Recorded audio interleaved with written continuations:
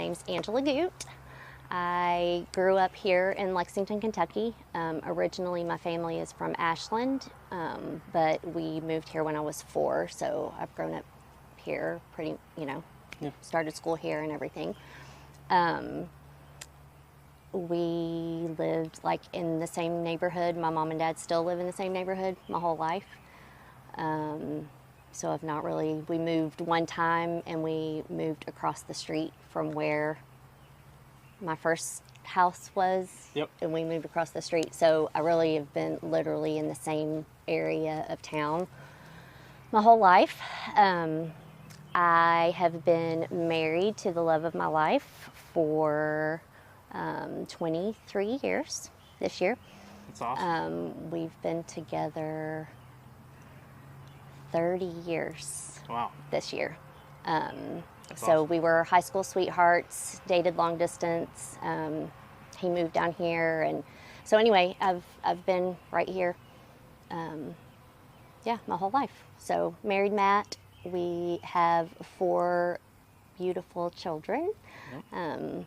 Malia is 21, Elena is 19, almost 20. Isaiah is 17, almost 18, and Noah is 13. Awesome. So you're pretty close with your parents and all Yep. that? Mom and dad are still here. They actually, they are snowbirds now, so they're in Florida half the year. Oh, yeah. But yeah, we're super close family.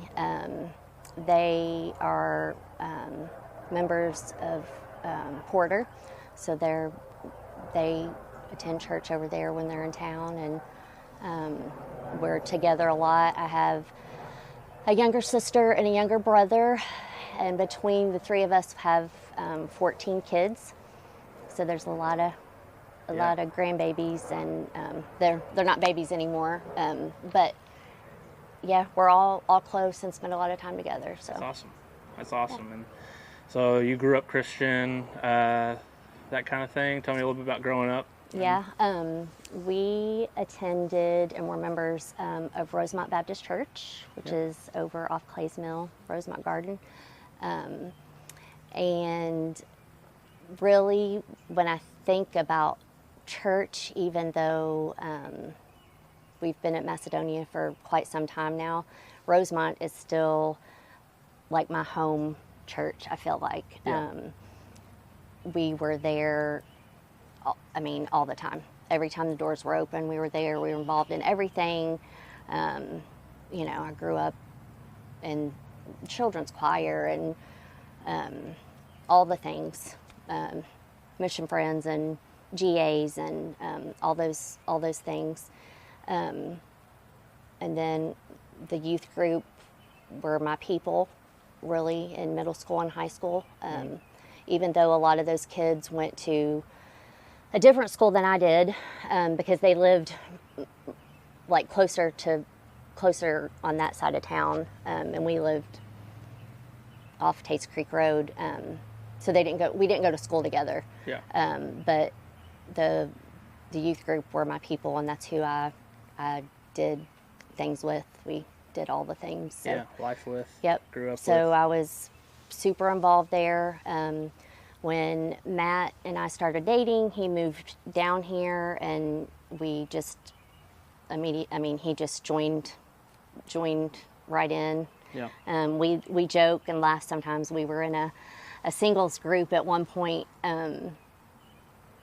before we were married, but we were dating, and just at the time, the single Sunday school class that we were in, it literally was like we were 18, 19 years old, and they were all like 30 and 40 years old.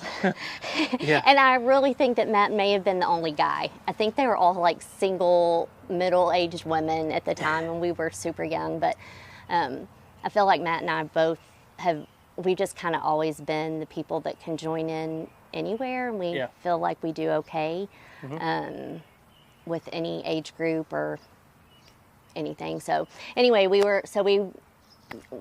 got married there and had our babies, and we were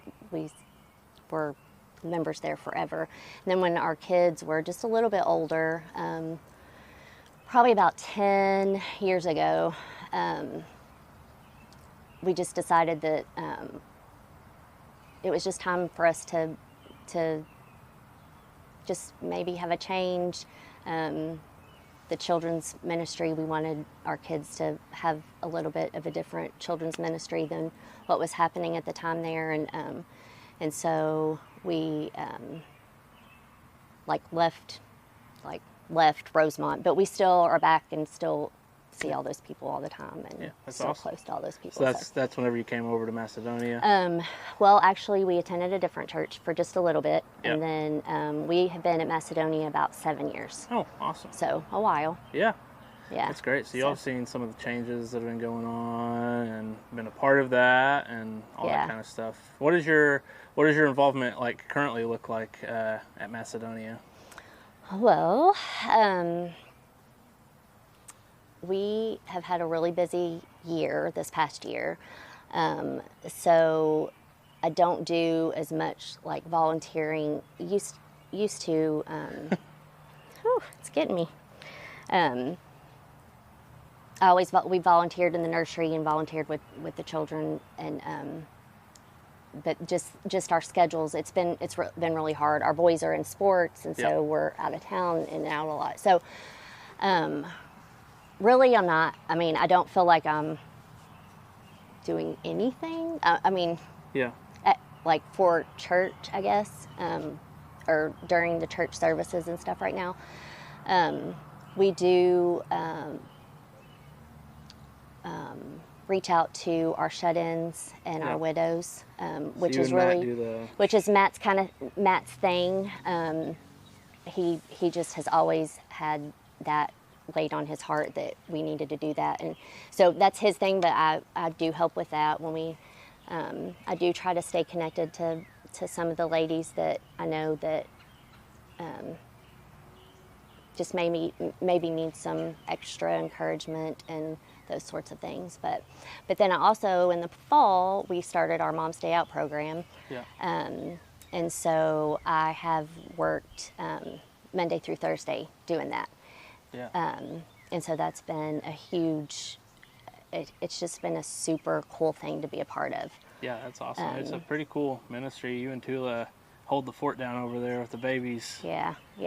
So it's pretty special. It's very, I feel like it's almost like a home, maybe like a home childcare sort of situation, just because we're just really able to spend a lot of time with each of the babies.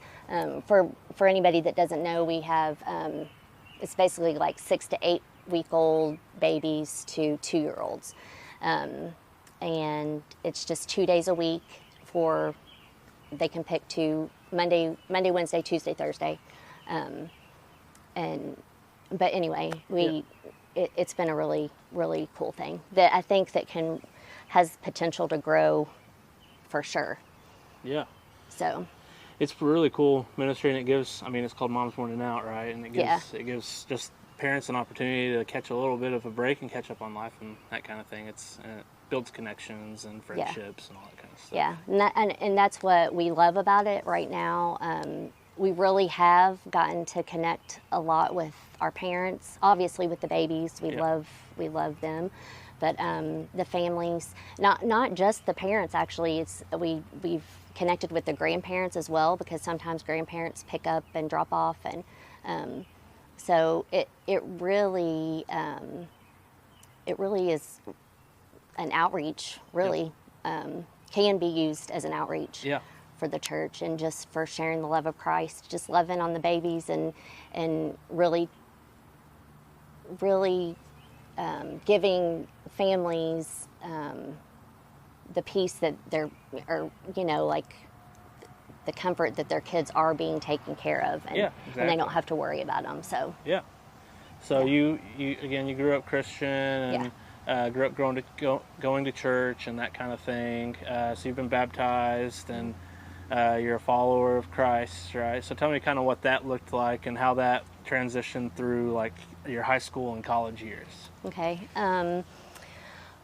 Well, we've talked about this before. I honestly don't ever feel like I lived ever without Jesus, Yeah. ever.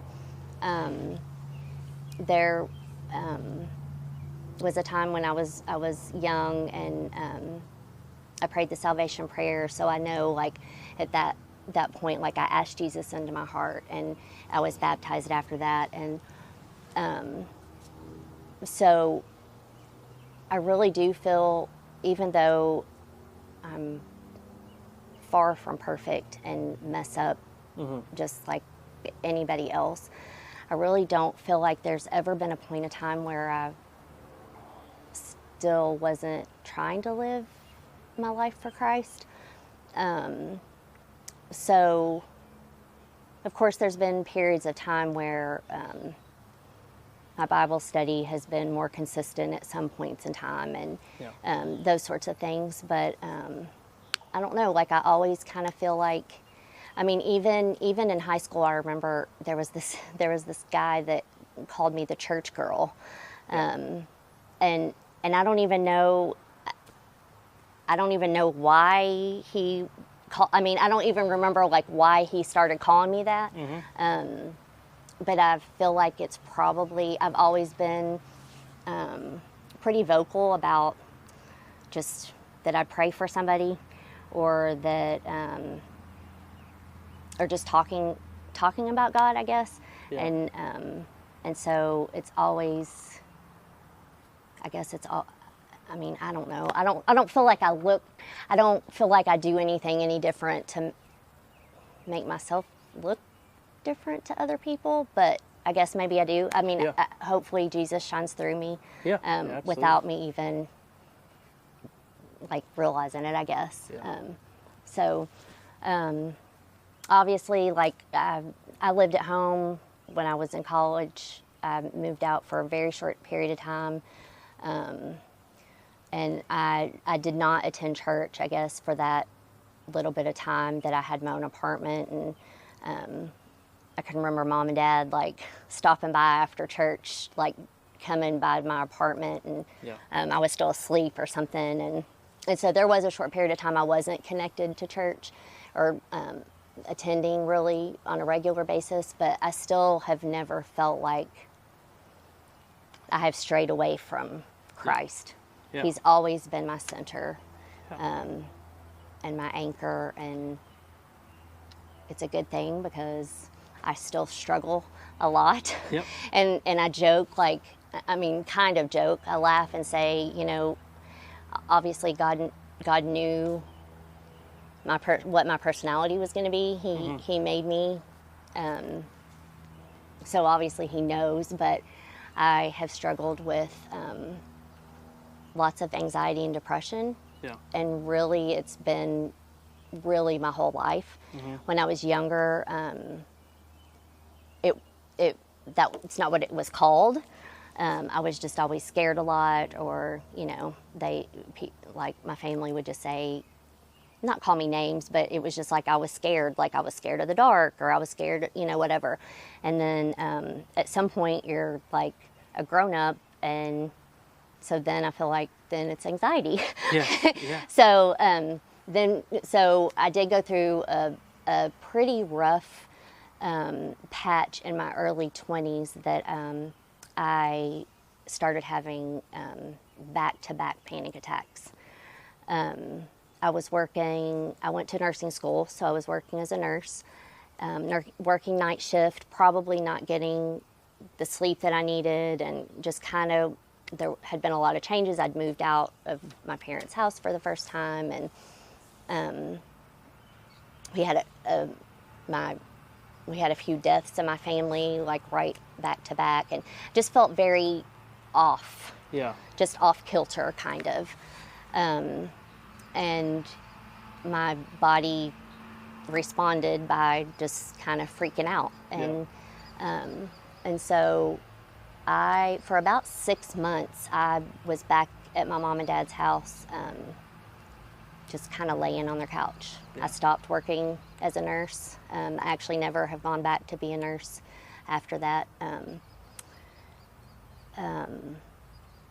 But even then, and even as dark as a couple different periods of time in my life have been, as far as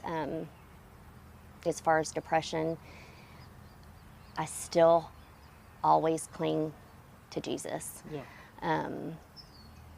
And I'm so thankful, because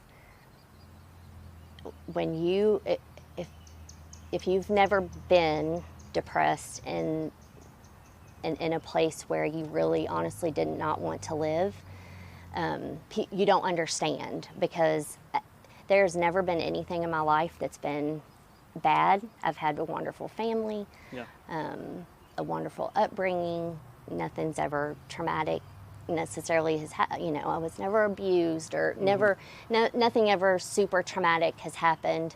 And so people would, or even now today, people say, well, why would you be depressed? What's, like, you have a wonderful husband and beautiful family and all the things, and I do. Yeah.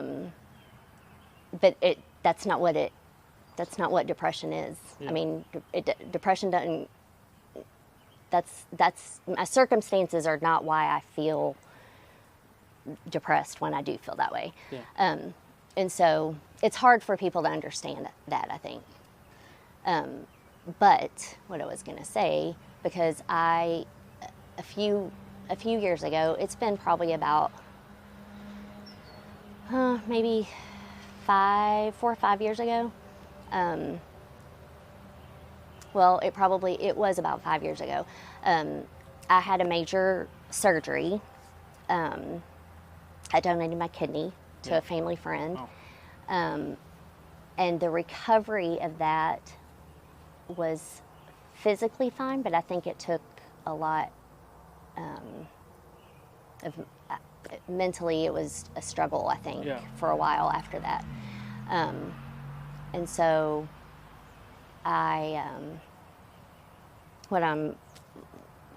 long story short, what I'm trying to say is I laid in bed and I did not want to live anymore. Yeah. And the devil, I can still vividly remember laying there and thinking everybody would be better without me here. Like it would be better. My kids would be better. Matt would be better. I'm just kind of a burden, because I just get so down and out and for no reason, But Jesus has always been right there. Yeah.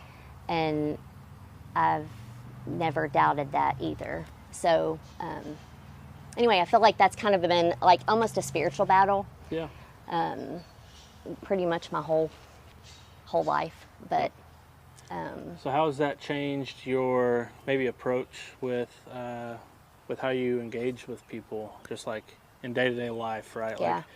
Like having been in that place and knowing what that's like, and having awareness that like there are other people who are also feeling this way. How has that kind of changed or transformed your It's approach? just you understand. Yeah. You understand, and I also understand that there's not really anything anybody can do. Yeah. People say, well, that you better call me, or that, you can always text me or whatever. Those are wonderful things, but really when you are in that place, that's not what helps. There was one point that I had a friend like climb into bed and call my doctor for me, because thank God that I have people in my life that love you and that care about you. do love me, and even when they haven't known what to do, they still. Matt called my friend and said, "I don't know what to do. Can you come come and help?" Yeah. Try something. Yeah. And so I have always been blessed with people like that in my life. So back to your question, though, I just feel like I can relate. Yeah. And I don't ever, there's been, anytime you hear about somebody struggling with mental health, or they've done this, or even like attempted suicide or committed suicide, people are like, I don't understand. How could they leave their family? How could they do that to your family? And I'm here to say that I have an amazing life that I do not want to leave. Yeah. And right now, in a clear state of mind, looking back to the time where I thought maybe I did, it sounds crazy. Sounds not crazy, but it sounds like, like what is wrong? What is wrong? But it just happens. Yeah. So. Yeah, that's it's a tough thing, and it's so widespread. I mean, and I think like even in the past like 10 years, right? Like I've just seen like this increased awareness around anxiety and depression, and I mean, correct me if I'm wrong, but those statements used to be somewhat taboo. Like, yeah. Like I remember like early childhood, I never heard anybody talking about it. So. I mean, it's great because people like you know what it is, you know what it's called, and there is a name for it, right? And you can really relate and help other people who are like going through times like that. Yeah. I still don't have answers for people. Sometimes I still don't know what to do, but I can say I may not be in this exact same situation that you are in, or our circumstances may not be the same, but I know what it feels like. Yeah. I know, I know what it feels like, and sometimes you don't even want to be. Well, a lot of times you don't want to be around anybody or talk to anybody, but we still have to show up for people. You have to show up. Yeah. You can't just say, "Call me when you need something." Text me when you need something. That is a wonderful thing for people to say, and I get why people say that, but just show up. Yeah, it can't be a passive approach. No. Yeah. I mean, I just think really the Holy Spirit will speak to us if we listen. I mean, there have been multiple times where, and I'm sure a lot of people are like this, but you'll be thinking about somebody and call them, or send them a text, and they'll say, "I really needed that today." Yeah.